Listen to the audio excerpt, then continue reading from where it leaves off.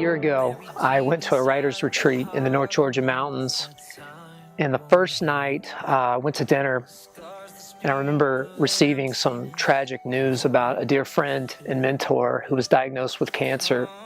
And the weekend went on, but there was something about the news that just really shook me. It was really hard to process and to take in. And I just remember getting like that paralysis that you get, and that shock and dismay when something significant like that happens. It really took an effect on me that weekend. It almost took me out.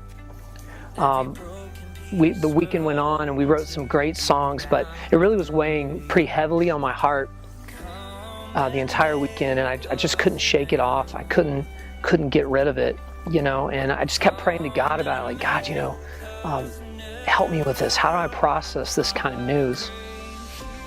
So the weekend went on, and we got to the last day, the last writing session of the day. Something really special happened. God showed up in that room, and his presence was so profound. The most incredible thing happened the next day. We ended the retreat with kind of a time of worship, and we ended with the song we had written the night before. I'll never forget looking out among peers and friends and new friends and veteran writers that I look up to, and just sing them worship to this song.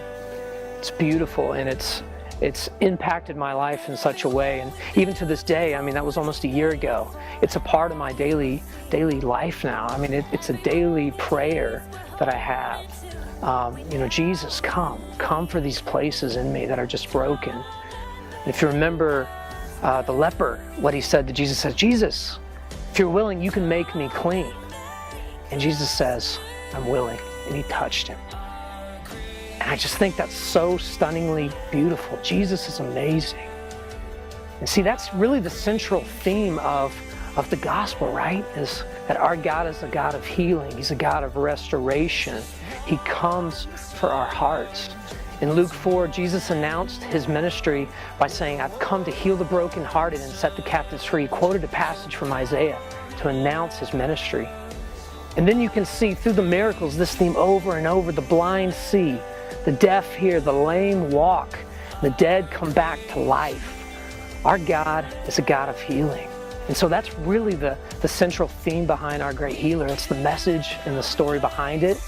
So I'd love for you to check it out. Head over to mattpriceonline.com. You can find it on iTunes. You can find it on YouTube and my SoundCloud. Until next time.